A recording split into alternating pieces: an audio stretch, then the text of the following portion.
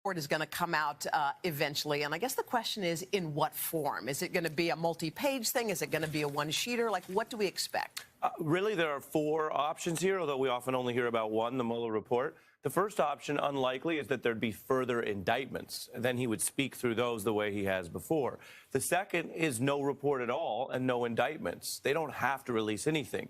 I think the third option is a short report. That's the most likely thing, not giant boxes and boxes people may remember from the Clinton investigation, but something really spare. The fourth option would be a longer report. The Starr report was hundreds of pages. Iran-Contra was hundreds of pages. That's always possible. It's just unlikely under the rules. Well, the question is, so now the president's saying, all right, fine, Congress can see it such as it is, whatever it is. There's talk of having Mueller come and testify. So once he says, I'm done with my work, which people expect to happen any day now, any moment now, how does any of the material, the underlying investigation, become public, if at all? It's such a great question, and one I think the country's going to get really interested in.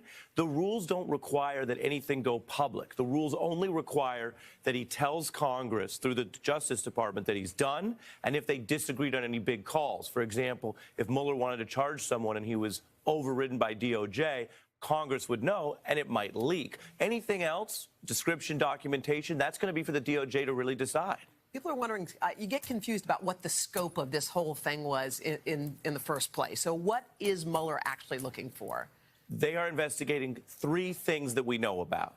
Was there a conspiracy in the election between Russians and Americans trying to help Donald Trump?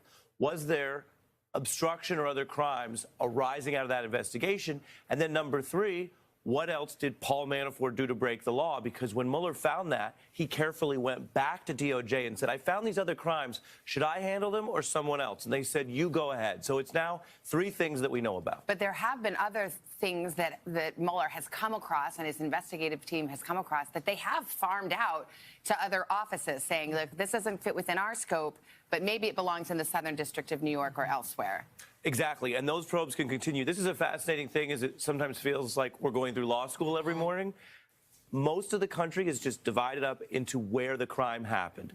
Bob Mueller is the only person who has this extra authority on a topic, not a location. But ultimately, his jurisdiction eventually ends, and he'll farm everything else that's remaining to those locations. Real quickly, you said something interesting. You think the indictment phase of this is over. You don't expect further indictments. Well, as I like to say around here, Savannah, I have no idea. Yes, okay. No, I was going to hold you to it. But we have not seen in the clues the grand jury that's required for indictments has not been active in the last few weeks. And my only point would be, if there are no more indictments, then we're talking about reports and information, not a higher escalation of what he's found. Okay. Melber, we're going to be needing you. Thank you very much.